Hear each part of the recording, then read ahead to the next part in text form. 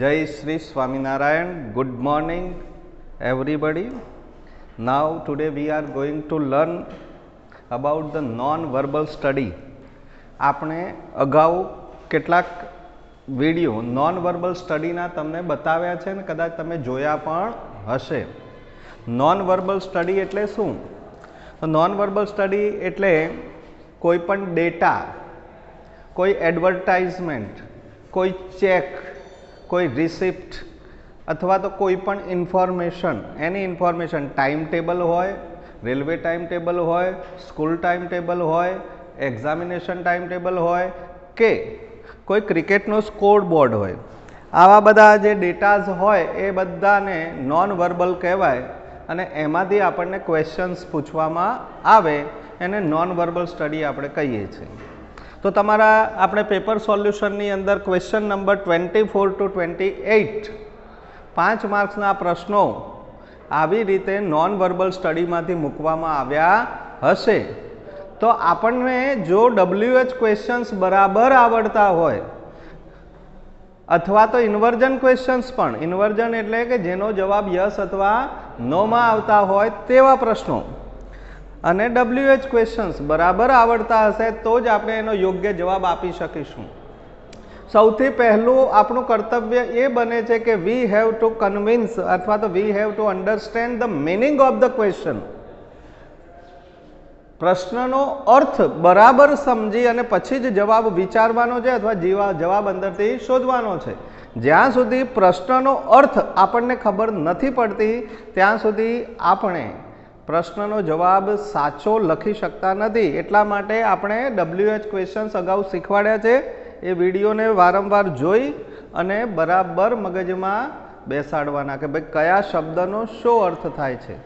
ધારો કે અહીંયા ડેટામાં શું આપેલું છે તો ઉપર લખેલું છે marks obtain by students in final test. Final ટેસ્ટમાં વિદ્યાર્થીઓએ પ્રાપ્ત કરેલા માર્ક્સ અહીંયા આપ્યા છે. કેટલા સ્ટુડન્ટના માર્ક્સ આપ્યા છે તો કેટલા સ્ટુડન્ટ્સ? 4. ઇંગ્લિશ ભણીએ છીએ ને આપણે. કેટલા સ્ટુડન્ટ છે? 4. એકનું નામ છે રુશિલ, દીર્ઘા, મોના અને આર્થવ. આમાં 2 બોયઝ છે અને 2 ગર્લ્સ બતાવે છે. ઘણી વખત આવા પણ પ્રશ્નો પૂછે કે how many girls are there in the chart or in the graph. ગ્રાફમાં કેટલા બોયઝ છે અને કેટલી ગર્લ્સ છે એવા પણ પ્રશ્નો પૂછે. એટલે આપણે બરાબર ધ્યાનથી વાંચવાનું છે. બીજી વસ્તુ અહીંયા આ જે છે 12 ગ્રાફ્સ આપેલો છે તમને. આ ગ્રાફ્સની અંદર ગ્રાફ ઉપરથી જોઈને તમારે માર્ક્સ નિશ્ચિત કરવાના છે. તમારી પાસે સ્કેલ હોય તો સ્કેલથી આમ મૂકી જોવાનું એટલે ખબર પડે કે આપણે કેટલો આંકડો લખવાનો છે. હવે બીજી વસ્તુ કે નીચે તમને અહીંયા આપણે જુદા કલરમાં યલો કલરની અંદર ગુજરાતી સબ્જેક્ટના માર્ક્સ છે. રુશિલમાં યલો કલર છે, ગુજરાતીના માર્ક્સ છે. દીર્ઘામાં યલો કલર છે, ગુજરાતીના માર્ક્સ છે. મોનામાં યલો કલર એના ગુજરાતીના માર્ક્સ છે. આર્થવમાં પણ યલો કલર જે છે એ ગુજરાતીના માર્ક્સ છે. તમને ગ્રાફ જોતા તો આવડતો જ હશે. મેથ્સમાં આવે છે ગ્રાફ? હા, તો ગ્રાફ જોતા આવડે જ ને. નીચે તમને માહિતી આપેલી હોય છે જોવાનું. જો અહીંયા SS એટલે સોશિયલ સાયન્સના માર્ક્સ છે એ પણ બ્લુ કલરથી આપણે આપેલા છે. તો તમે અહીંયા જોઈ શકો રુશિલમાં, દીર્ઘામાં, મોનામાં અને આર્થવમાં. એ જ રીતે ઇંગ્લિશના ઓરેન્જ કલરની અંદર આપણે માર્ક્સ આપેલા છે. તો દરેકને ઓરેન્જ કલરથી બતાવ્યા છે ગ્રાફ પ્રમાણે. અહીંયા તમને ગ્રાફમાં 20-20 માર્ક્સનો ગેપ પણ આપેલો છે. 100 to 80 ની વચ્ચે 20નો ગેપ છે. 80 to 60 ની વચ્ચે 20નો ગેપ છે. એટલો તમારે એ પ્રમાણે માર્ક્સ જોઈ લેવા. ખ્યાલ આવશે તમને? અહીંયા હવે એમાંથી ક્વેશ્ચન્સ પૂછ્યા છે. હવે આ ડેટા વિશે ખબર પડી ગઈ ને બધાને? ડેટા વિશે માહિતી ખ્યાલ આવી ગયો તમને? ડેટા શું કહેવા માંગે છે એના ઉપરથી તમને પ્રશ્ન પૂછ્યો છે નીચે કે how many marks did Mona score in social science. Social સાયન્સની અંદર મોનાએ કેટલા માર્ક્સ પ્રાપ્ત કર્યા આવો પ્રશ્ન પૂછ્યો છે. ડીડથી પ્રશ્ન પૂછ્યો છે ને, એટલે ભૂતકાળમાં એનો જવાબ આપતા આવડવો જોઈએ. મોના ક્યાં છે? આ રહી. શાના માર્ક્સ પૂછ્યા છે? SS. એટલે તમારી પાસે સ્કેલ હશે ને, તમારી સ્કેલ તો અંદર તો આવી જશે ફટાક દઈને. કેટલા માર્ક્સ મેળવ્યા છે ખ્યાલ આવી જશે તમને કે 80. અહીંયાથી તમે જોશો એટલે આમ ખ્યાલ આવી જાય કે ભાઈ 80 માર્ક્સ એને પ્રાપ્ત કર્યા છે. એટલે તમારે હવે જવાબ જ્યારે લખવાનો હોય ને ત્યારે ખાલી જવાબ નથી લખવાનો, પૂરા વાક્યમાં જવાબ લખવાનો થાય છે. એટલે પૂરા વાક્યમાં ટેન્સ આવડવા જોઈએ, નહીં તો પાછા લોચા. તમે તો એમ જ લખી દો 80 માર્ક્સ મોના ઓબ્ટેન, એવું ન ચાલે. યસ, જવાબ બોલે છે. હા બોલ. Very good. Mona scored 80 marks in social science. તો અહીંયા મોના પછી સ્કોરનું સીધું ઈડી લાગી જશે, સ્કોર્ડ થઈ જશે. પછી લખવાનું છે 80 marks in social science. Simple past ટેન્સમાં નિયમ જ છે, ડીડ કાઢી અને ક્રિયાપદની પાછળ ઈડી લાગી જાય અથવા તો ક્રિયાપદનું ભૂતકાળનું રૂપ બની જાય. જ્યારે પણ ડીડથી પ્રશ્ન પૂછાયો હોય ત્યારે આ મગજમાં રાખવાનું જ કે કર્તા પ્લસ V2 આપણે લખવાનું રહે છે. Which subject seems somewhat difficult to the students. ચલો આ પ્રશ્નનો મતલબ કોઈને સમજાયો હોય તો મને કહે કે what is the meaning of this question. Which subject એટલે કયો વિષય. સિમનો મતલબ ખબર છે કોઈને? લાગવું. આપણે ને કે મને આ બહુ ભારે લાગે છે, લાગવું. સિમ્સ એટલે કયો સબ્જેક્ટ સમવોટ ડિફિકલ્ટ, કંઈક ભારે દેખાતો હોય એવું લાગે છે ટુ ધ સ્ટુડન્ટ. વિદ્યાર્થીઓને કયો વિષય ભારે લાગતો હોય આ તમને ગ્રાફ ઉપરથી લાગે છે. તમને દેખીતું છે આ જ ગ્રાફ નીચો છે બધાનો. ઇંગ્લિશ, દરેકને ઇંગ્લિશમાં જ માર્ક્સ ઓછા દેખાય છે, એના ઉપરથી ખ્યાલ આવી જાય. તો આપણે કઈ રીતે જવાબ લખીશું? ખાલી વિચ સબ્જેક્ટ છે ને એની સાથે તમારે લખી દેવાનું English subject seems somewhat difficult to the student. Who અને વિચ. હુથી પ્રશ્ન પૂછાય તો પણ હુની જગ્યાએ વ્યક્તિનું નામ લખી અને આખું વાક્ય એમને એમ લખી દઈએ એટલે જવાબ ક્લિયર થઈ જાય. એવું વિચમાં પણ થાય. વિચમાં પ્રાણીનું નામ પૂછ્યું હોય, વિચમાં કોઈ નિર્જીવ વસ્તુનું નામ પૂછ્યું હોય તો એની જગ્યાએ શું લખી દેવાનું? વસ્તુનું નામ અથવા પ્રાણીનું નામ લખી આખું વાક્ય એમને એમ લખી દઈએ તો લગભગ જવાબ સાચો બની જાય. તો અહીંયા કયો? English subject seems somewhat difficult to the students. પાછળ પ્રશ્નાર્થ ના આવે. હો, જવાબમાં પ્રશ્નાર્થ આવે. હા, કેટલાક લોકો મૂકતા હોય છે. પછી 26માં એને ખાલી જગ્યા પૂછી છે, blank. The lowest marks in Gujarati is scored by ખાલી જગ્યા. યસ, ગુજરાતીમાં લોએસ્ટ એટલે ખબર પડવી જોઈએ પાછી, સૌથી ઓછા. લો, લોઅર, લોએસ્ટ.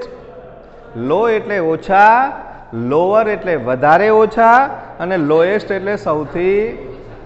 ચલો એવી રીતે વધારેનું બોલો તો હાઈ, હાયર, હાઈએસ્ટ. હાઈ એટલે વધારે, હાયર એટલે વધારે, એના કરતાં ના કરતાં વધારે, ને હાઈએસ્ટ એટલે સૌથી વધારે. તો આપણે એ રીતે પણ કહી શકીએ. તો the lowest marks in Gujarati is scored by Dirgha. ખબર પડી ભાઈ? ગુજરાતી કયો કલર બતાવે છે? યલો. હવે યલો કલર બધા ઊંચા છે સિવાય દીર્ઘા. દીર્ઘાનો જે યલો કલર છે એ નીચો છે. એટલે લોએસ્ટ, સૌથી ગુજરાતીમાં ઓછા માર્ક્સ મેળવનાર કોણ છે? દીર્ઘા. સમજાય છે ને ભાઈ દરેકને? હા, કેટલાક લોકો એમને એમ ના બેસી રહેતા. 27 ક્વેશ્ચનમાં છે who is the cleverest among the students? Rishil. ભાઈ તમને ખ્યાલ ના આવે ને તો શું કરવાનું? ત્રણેય વિષયના માર્ક્સનું ટોટલ અહીં મારી દેવાનું, ત્રણેયના ટોટલ અહીંયા મારી દેવાનું એટલે ખ્યાલ આવી જાય. આમ તો જો કે ખ્યાલ આવી જાય એવો જ છે. એના ત્રણેય ગ્રાફ ઊંચા છે ઋષિલના, બાકી બધાના ઊંચા નીચા છે એટલે ખ્યાલ આવી જાય કે સૌથી હોશિયાર વિદ્યાર્થી કોણ લાગે છે ભાઈ? ઋષિલ. તો આપણે લખવાનું અહીંયા ખાલી હુથી પ્રશ્ન પૂછાય ત્યારે મેં શું કહ્યું?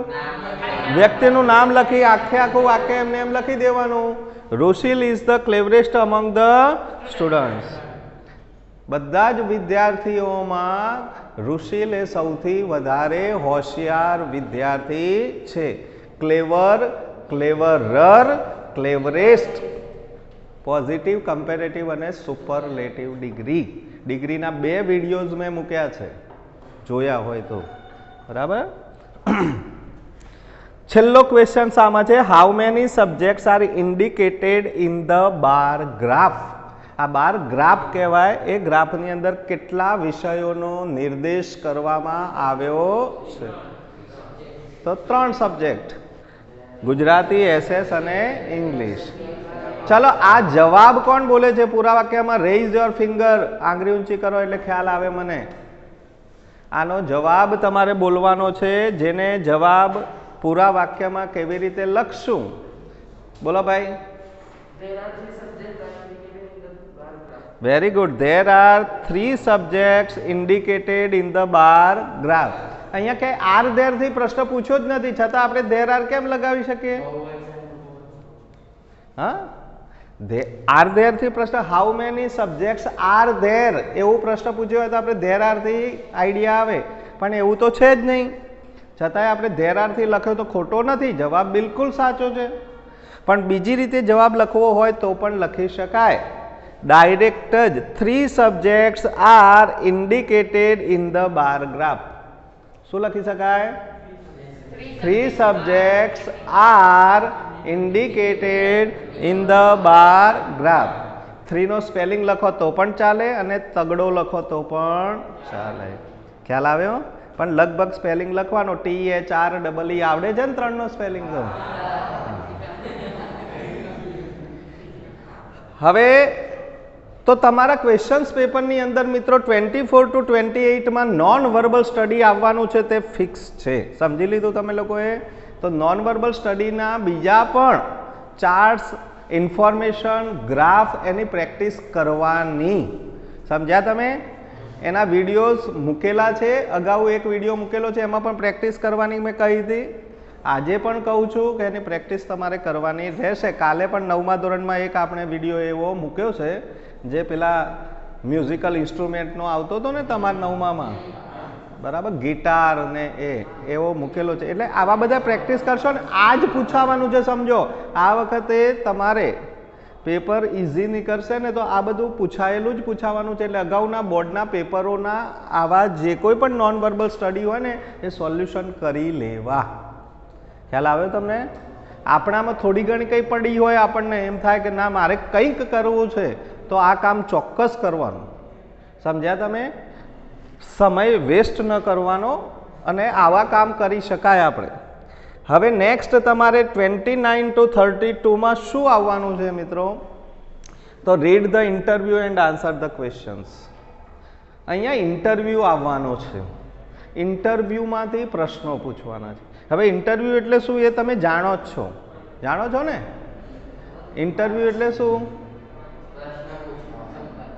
સંવાદ. ઇન્ટરવ્યુ એટલે પ્રશ્નો પૂછવા. પ્રશ્નો કોણ પૂછે? તમારું ઇન્ટરવ્યુ કોણ લે? હા, કેટલીક વાર તમારું ઇન્ટરવ્યુ અમે લઈએ છીએ, પણ સાહેબને અહીંયા કોઈ તમારે ટીચર્સને એપોઇન્ટમેન્ટ કરવો હોય તો ટ્રસ્ટી અને પ્રિન્સિપાલને એ લોકો બેસીને ઇન્ટરવ્યુ લે. તો ઇન્ટરવ્યુમાં હોય શું? Question answer. Interview that means શું છે?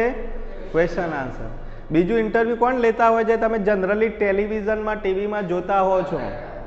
કોણ? પત્રકાર, રિપોર્ટર. એ લોકો શું કરતા હોય છે? ઇન્ટરવ્યુ લેતા હોય છે. તો ઇન્ટરવ્યુ લેનાર વ્યક્તિને ઇન્ટરવ્યુઅર કહેવાય. શું કહેવાય? Interviewer.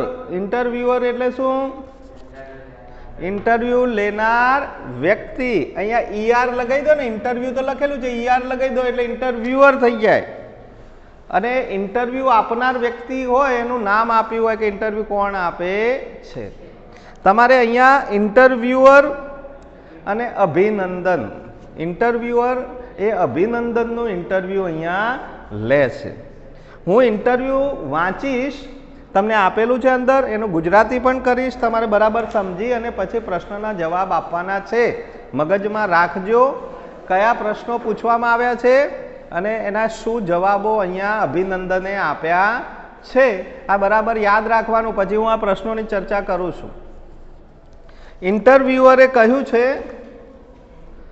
Thank you for taking some time of from your busy schedule to answer a few questions about your life. સૌથી પહેલાં તો ઇન્ટરવ્યુઅર આભાર માને છે કે તમે થોડોક સમય તમારા બિઝી શિડ્યુલમાંથી, એટલે કે વ્યસ્ત રૂટીનમાંથી થોડો સમય કાઢી અને તમારા જીવન વિશેના જવાબો આપવા માટે અમને જે સમય આપ્યો એ બદલ તમારો આભાર, એવું ઇન્ટરવ્યુઅર કહે છે. અભિનંદન કહે છે, ઇટ ઇઝ માય પ્લેઝર. મારા માટે ખૂબ આનંદની વાત છે, હું ખુશ છું. ભલે મેં તમને સમય આપ્યો છે પણ મને મારું ઇન્ટરવ્યૂ લો છો એ બદલ મારી માટે આનંદની વાત છે. ઇન્ટરવ્યુઅર કહે છે, food you tell us about an average day in your life. તો સૌથી પહેલો પ્રશ્ન શું પૂછ્યો છે કે કુડ યુ ટેલ અસ, તમે અમને કહી શકશો, અબાઉટ એટલે વિશે, an average day in your life. Average day in your life એટલે શું ભાઈ? Average day in your life આવો શબ્દનો મતલબ નહીં ખબર હોય તમને? તમારા જીવનના મોટા ભાગના દિવસો કેવી રીતે પસાર થાય છે એને એવરેજ ડે કહેવાય. એવરેજ એટલે મોટાભાગના દિવસો એ તમે કેટલા વાગે ઉઠો છો, કેટલા વાગે શું કરો છો, a average day in your life. રોજ ના હોય, કોઈ દારો સન્ડે હોય તો ઉઠવામાં આપણે મોડું પણ ઉઠતા હોય, પણ જનરલી સોમવારથી શનિવાર આપણે નિશ્ચિત સમયે ઉઠતા હોય. તો અભિનંદન શું જવાબ આપે છે? Sure, I get up early at 7 in the morning. Average ડેમાં હું લગભગ 7 વાગે સવારે ઉઠી જાઉં છું. દેન આઈ હેવ બ્રેકફાસ્ટ, પછી હું નાસ્તો કરી લઉં છું. આફ્ટર બ્રેકફાસ્ટ કર્યા પછી આઈ go to the gym to keep my self fit. નાસ્તો કર્યા પછી હું જીમમાં જાઉં છું. જીમમાં જવાનું કારણ પણ આપ્યું છે, to keep my self fit. To keep એટલે રાખવા માટે, માય સેલ્ફ એટલે મારી જાતને, ફિટ એટલે તંદુરસ્ત. હું મારી જાતને તંદુરસ્ત રાખવા માટે જીમમાં જાઉં છું. અહીંયા કારણ 2-3 રીતે દર્શાવી શકાય છે. ટુ વાળા સંયોજકથી તમે અહીંયા કેમ આવ્યા છો તો તમે કરો કે ટુ સ્ટડી, ભણવા માટે. આઈ કમ હિયર ટુ સ્ટડી, હું અહીંયા ભણવા આવું છું. આઈ go to school to study, હું શાળામાં ભણવા માટે જાઉં છું.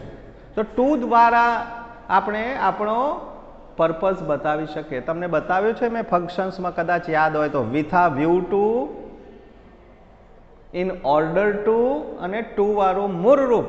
આ 3 શબ્દોથી શું બતાવાય છે? કયું ફંક્શન બતાવાય છે? Showing purpose. નથી જોયા ને? ફંક્શન્સના બધા વિડીયોઝ જોયા નથી. આ સાબિત થાય છે ભાઈ. તમને પર્પઝ બતાવ્યો છે. 9 માર્ક્સના ફંક્શન્સ છે ગાંડાઓ. કેટલા? 9 માર્કના, અને એ પણ ખાલી આપણે આઈડેન્ટિફાઈ કરવાના છે. પર્પઝ પૂછાશે ભાઈ, હેતુ. તો વિથ આ વ્યૂ ટુ પછી આઈએનજી વાળું ક્રિયાપદ આવે. આ જ વાક્યને આપણે લેવું હોય ને એનું, તો એવું લઈ કે I go to gym with a view to keeping myself fit આવે. કીપના બદલે કીપિંગ થઈ જાય. અને ટુ કીપથી પણ purpose બતાવાય. With a view to keeping, in order to keep. In order two એટલે ના હેતુથી. આવું એની અંદર આવે છે. જો આપણે તો ફંક્શન્સ વિશેની ચર્ચા આવશે ત્યારે કરીશું. અત્યારે હાલ તો ઇન્ટરવ્યૂની વાત થાય છે. તો ઇન્ટરવ્યુઅરે બીજો પ્રશ્ન પૂછ્યો છે, are you studying anything now? Are you studying anything now? તમે કંઈ પણ ભણી રહ્યા છો? અભિનંદન કહે છે yes I am learning dialogue for a new film called the air strike. અભિનંદને કહ્યું હા આઈ એમ લર્નિંગ ડાયલોગ. હું શું શીખી રહ્યો છું? ડાયલોગ શીખી રહ્યો છું. Four a new film cold, નવી ફિલ્મ બનાવવા જઈ રહ્યો છું, એના ડાયલોગ્સ હું શીખી રહ્યો છું. નવી ફિલ્મનું નામ આપ્યું છે ધ એર સ્ટ્રાઇક. ઇન્ટરવ્યુઅર કહે છે which scene are you working on today? તમે ફિલ્મમાં આજે કયો સીન કરવાના છો? તો અભિનંદન કહે છે I am acting out a scene about a wing commander. આજે હું વિંગ કમાન્ડરનો એક્ટિંગ કરવાનો છું. વિંગ કમાન્ડર ખબર પડે છે ને? ભણ્યા છો 9મા ધોરણમાં વિંગ કમાન્ડર. કોણ હતો એ વખતે વિંગ કમાન્ડર? યાદ છે? બોલો કોણ હતો લે વિંગ કમાન્ડર? હા રાકેશ. છે કોઈ રાકેશ? નથી ને? કાંઈ વાંધો નહીં. ઇન્ટરવ્યુઅર શું કહે છે? That is very interesting. ખૂબ જ રસપ્રદ બાબત છે. What do you do in the evening? અને તમે સાંજે શું કરો છો? તો કહે છે ઇન ધ ઇવનિંગ સાંજે આઈ ગો હોમ. સાંજે હું ઘરે જાઉં છું. And have dinner with my family. અને મારા ફેમિલી સાથે ડિનર એટલે કે સાંજનું ભોજન લઉં છું. And study my scripts. અને પછી મારી જે સ્ક્રિપ્ટ હોય એનો અભ્યાસ કરું છું. તમારે કોઈ એક્ટિંગ કરવી હોય, કોઈ સિરિયલમાં કોઈ પિક્ચરમાં કામ કરતા હોય તો સ્ક્રિપ્ટ વાંચીને તૈયાર કરવી પડે, એને બરાબર સમજવી પડે, અને આરોહ અવરોહ સાથે બોલવી પડે ભાઈ. તો આટલું ઇન્ટરવ્યૂ લીધું છે એનું, અને એમાંથી પ્રશ્નો પૂછ્યા છે. જુઓ પહેલો પ્રશ્ન છે વેન ડઝ અભિનંદન રાઇઝ? રાઇઝ એટલે શું ભાઈ? ઉઠવું. બરાબર શબ્દ છે રાઇઝ એટલે ઉઠવું. The sun rises in the east. સૂર્ય પૂર્વમાં ઉઠે છે, ઉગવું થાય. તો અભિનંદન કેટલા વાગે ઉગે છે એવો અર્થ થયો આનો મતલબ? હે રાઇઝ, રોઝ, રાઇઝન. રાઇઝ એટલે ઉગવું થાય, અને રાઇઝ નો બીજો મતલબ થાય જાગવું પણ થાય, ઊભા થવું એવો અર્થ પણ થાય. જેવા જેવા વાક્યમાં એનો ઉપયોગ થયો હોય, પેલા ભાઈ સવારે વહેલા ઉઠો છો હા સાહેબ? હે 4 વાગે જાગો છો વાંચવા માટે? શું લાગે છે એવું કંઈક? ધ્યાન નથી તમારું. તો અભિનંદન કેટલા વાગે પોતે જાગે છે? તો અભિનંદન રાઇઝીઝ. સાદા વર્તમાનકાળમાં છે એટલે એસ કે ઈએસ પ્રત્યે લગાડવો પડશે. At 7 in the morning. બરાબર. Why does Abhinandan go to gym? તો મેં જવાબ આપી દીધો તો હમણાં 3 રીતે જવાબ આપ્યો. તો અભિનંદન ગોઝ ટુ, ગોઝ થઈ જાય અહીંયા, ધ્યાન રાખજો. ગોઝ ટુ જીમ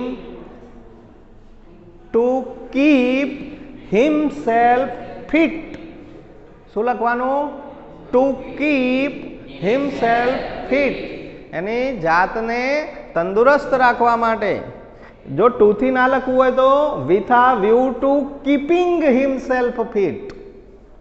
કેટલાક વિદ્યાર્થીઓ હોશિયાર હોય, પોતાની રીતે આવો જવાબ લખે તો પોતાની રીતે લખ્યો કહેવાય, with a view to keeping himself fit.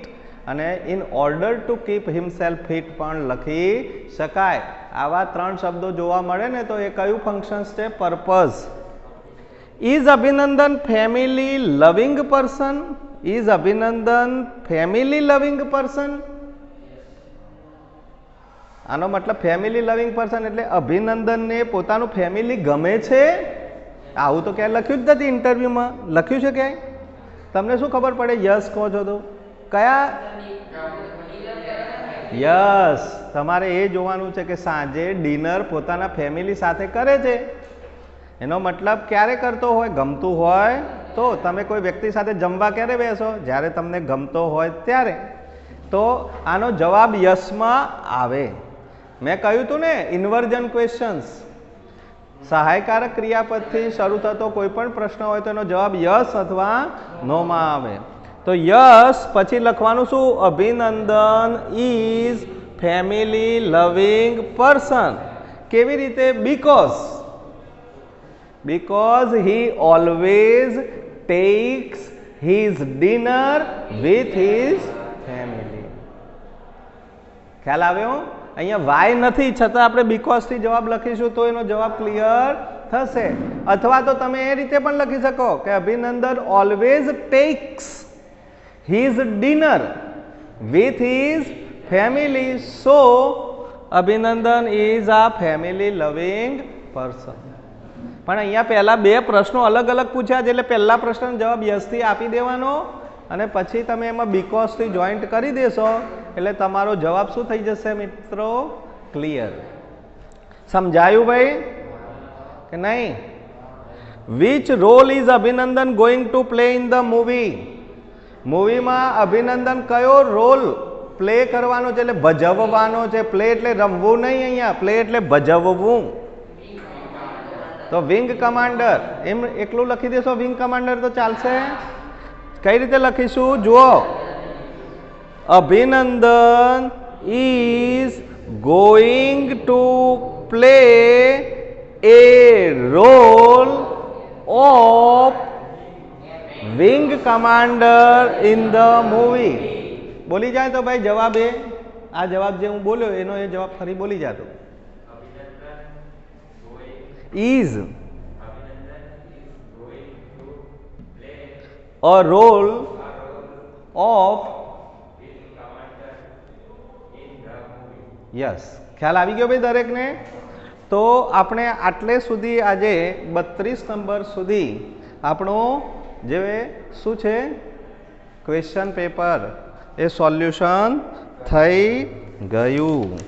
હવે તમારે 33 થી ગ્રામર આવે છે, ફંક્શન્સ આવે છે, એ આપણે નેક્સ્ટ વિડીયોની અંદર જોઈશું. બરાબર? ત્યાં સુધી તમારે શું કરવાનું? આ બધી પ્રેક્ટિસ, 2 ઇન્ટરવ્યૂ વધારે લખવાના ને 2 નોન વર્બલ સ્ટડી વધારે લખવાના. આ તો લખવાના જ, બીજા 2 લખવાના એટલે કેટલા થાય? 3 થઈ જશે. બરાબર? આ તમારું હોમવર્ક કહેવાય. શું કહેવાય? અને એમાં કંઈ પણ ડિફિકલ્ટ પડતું હોય તો અહીંયા આવીને તમે મને પૂછી શકો છો. ક્લિયર? Okay, thank you.